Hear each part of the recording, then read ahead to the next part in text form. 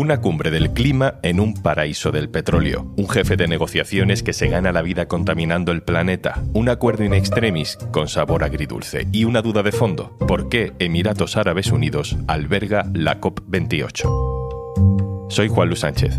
Hoy en Un Tema al Día. ¿Qué hace una cumbre como tú en un petroestado como este? Una cosa antes de empezar. Disfruta de 45 días gratis y Un Tema al Día sin publicidad en podimo.es/aldía.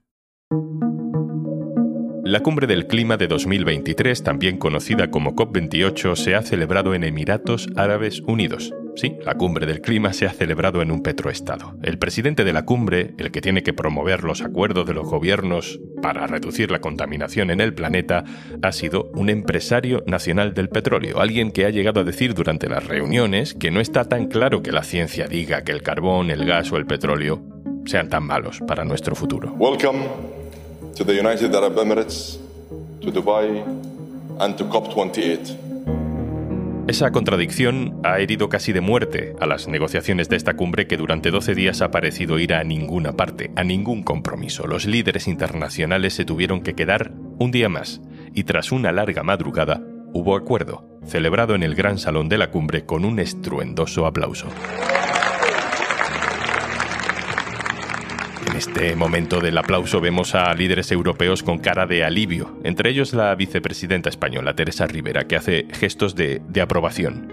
¿Qué se ha acordado finalmente? ¿Cómo puede ser posible que la cumbre contra el cambio climático se celebre en un país que en esencia boicotea la lucha contra el cambio climático? Vamos a hablar con alguien que lo sabe bien porque ha vivido esta y varias cumbres anteriores. Raúl Rejón, periodista especializado en medio ambiente en eldiario.es. Hola, Raúl. Hola, ¿qué tal? ¿Cómo estáis?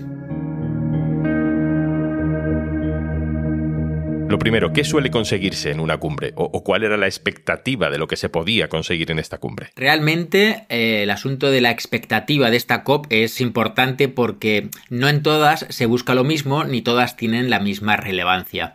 En este caso, como era la cumbre en la que se tenía que tomar cuenta de cómo estaban las cosas, era una COP bastante relevante.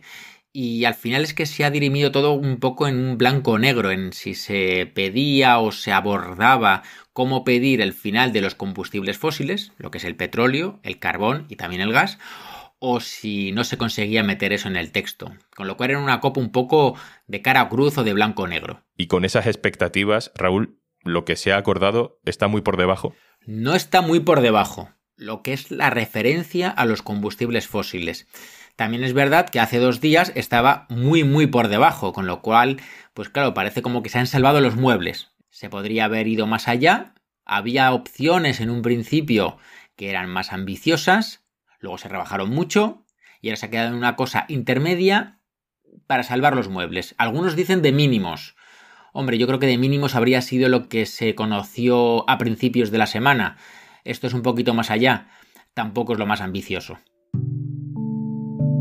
¿Cómo podemos explicar, Raúl, qué es exactamente lo que se ha decidido? ¿Cuál ha sido ese acuerdo? Se deciden un montón de cosas. Luego los acuerdos tienen una cantidad de folios que yo no se los recomiendo a nadie. En cuanto al petróleo, al carbón, al gas, lo que se ha decidido de forma unánime, que esto es lo importante, lo difícil, lo complicado, es, dicho textualmente, transicionar lejos de los combustibles fósiles.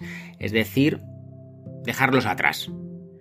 ¿Para cuándo? Bueno, la idea que está ahí expresada es para el año 2050 habernos librado de ellos más o menos de forma completa.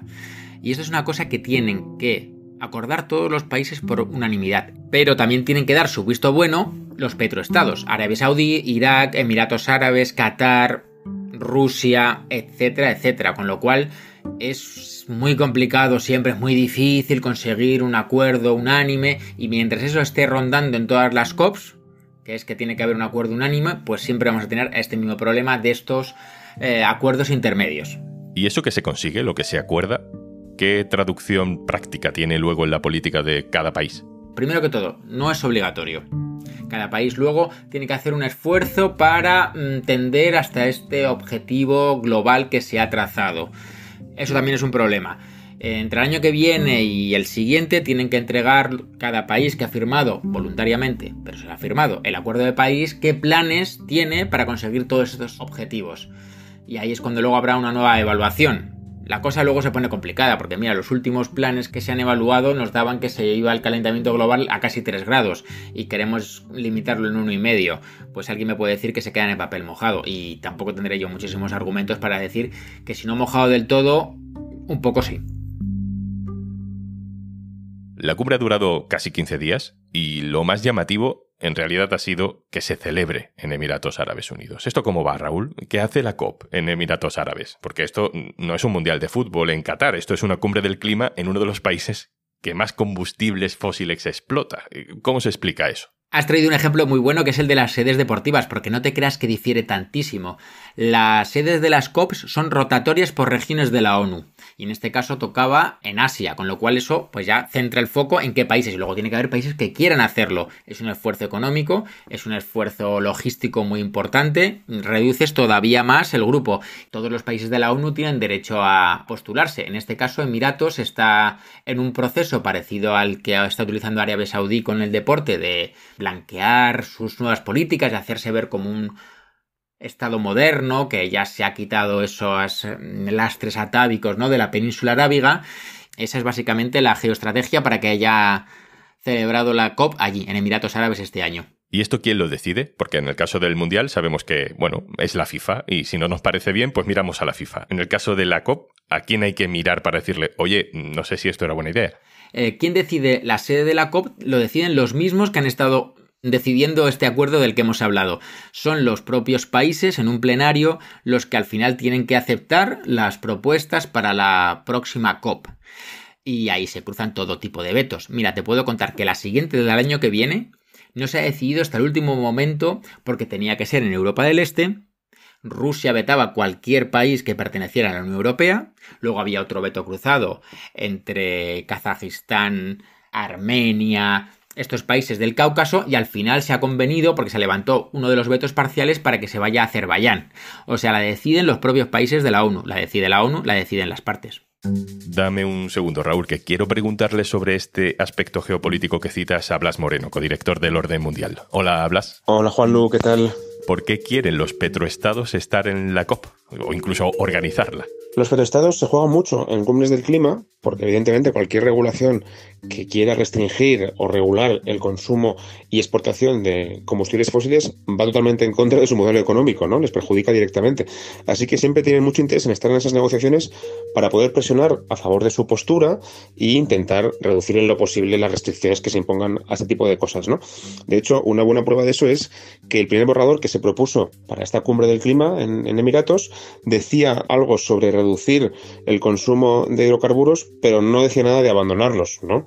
Que es lo que el resto de países sí exigían y que países como Emiratos o Arabia Saudí no querían ver ni en pintura.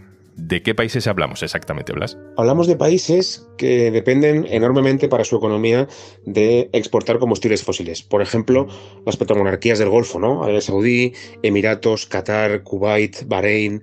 También otros países del entorno postsoviético, como sobre todo Rusia y también Azerbaiyán, que son grandes exportadores de gas y de petróleo, ¿no? Por ejemplo, Arabia Saudí, el 40% de su PIB y el 70% de sus exportaciones son relacionadas con el petróleo, nada menos. Es que toda su economía depende de eso, ¿no? Así que lo que intentan siempre es presionar para quitarle hierro, quitarle importancia a las materias primas contaminantes.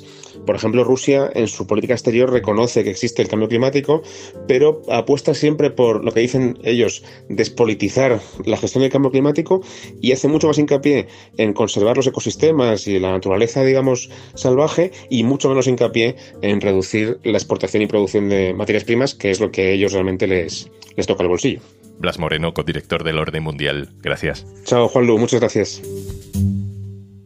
Raúl, vuelvo contigo. Cuéntame algo más del presidente de la cumbre. Sabemos que es un gran magnate del petróleo en Emiratos Árabes Unidos, que es afín al régimen, pero ¿qué papel ha podido tener en que las cosas hayan estado a punto de descarrilar completamente? Un personaje curioso, el del presidente, que se llama Sultan Al-Jaber, que al mismo tiempo que presidente de la COP es el consejero delegado de la petrolera ADNOC, petrolera estatal de Emiratos Árabes Unidos, con unos planes de expansión para extraer petróleo y gas durante los próximos años bastante notables e impulsados por este mismo personaje desde que se hizo cargo de las riendas de la petrolera. El hecho de que sea el presidente lo decide el país anfitrión, el gobierno. El gobierno de Emiratos Árabes ha colocado a este señor como el presidente de la COP. Y él ha tenido un discurso clarísimo, revisando sus intervenciones, revisando sus discursos oficiales, sus discursos en foros, sobre que no hay que demonizar los combustibles fósiles, sino las emisiones que emanan de ellos. Lo malo no es quemar petróleo, sino las emisiones de gases que produce, con lo cual, si conseguimos mecanismos que capturen y atrapen ese CO2 y luego lo almacenen, pues no habrá efecto invernadero, con lo cual se puede utilizar todavía combustibles fósiles.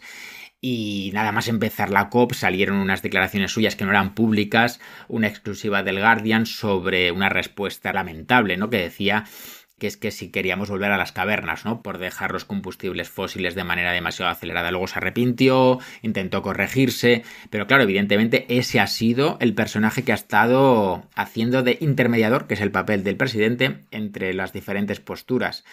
Con lo cual, este texto de acuerdo que tiene un montón de guiños hacia los productores de combustibles fósiles, en estas tecnologías de captura, en poder seguir utilizando el gas como si fuese algo de transición, no tienes que ser ni mal pensado para saber que ese era un poco su discurso cuando solamente era consejero delegado y cuando luego fue presidente de la COP. Tiene su influencia, mucha influencia.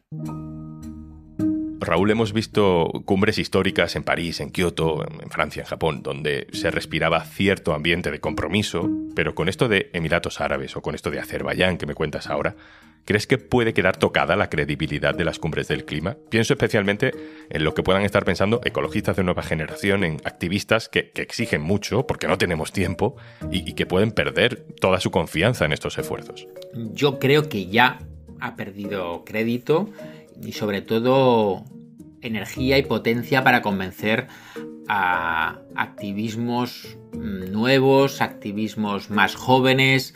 Yo creo que eso es inequívoco, ¿no? Y estamos viendo cómo hay grupos ambientalistas que han pasado a otro tipo de reivindicaciones de desobediencia civil, etcétera, de ese tipo, porque ven que esto es un foro. La propia Greta Thunberg ya no aparece por este tipo de foros, que sirve como un símbolo, ¿no? de lo que ha podido pasar, de ese desencanto. También creo que cabe decir que de momento es el único foro en el que puede salir una cosa efectiva, porque las reglas del juego son que cada uno haga lo que pueda. No hay un sistema coercitivo para obligar a nadie a hacer nada. Yo creo que ha perdido energía y capacidad de ilusionar desde la conferencia de París y al mismo tiempo todavía es el único foro funcional y multilateral que puede tener algún resultado en el medio y largo plazo. Raúl Rejón, compañero, muchas gracias. Muchas gracias a vosotros por invitarme. Y antes de marcharnos... Vale que en Podimo tenemos muchos podcasts, pero es que en algunos hasta puedes aprender mientras escuchas. Haz la prueba con el Club de las Mentes Vivas de Rocío Vidal, con Croquis Mental de Mary Go o con las entrevistas más increíbles en Tenía la Duda con Judith Tiral. Disfruta de Podimo 45 días gratis y disfruta de un tema al día sin publicidad en podimo.es/aldía. Esto es Un Tema al Día, el podcast del diario.es. Si te gusta lo que hacemos, necesitamos tu apoyo. Hazte socio, hazte socia en eldiario.es/socio. Este podcast lo producen Carmen Ibáñez, Marcos García Santonja e Izaskun Pérez. El montaje es de Pedro Nogales. Yo soy Juan Luis Sánchez. Mañana, otro tema.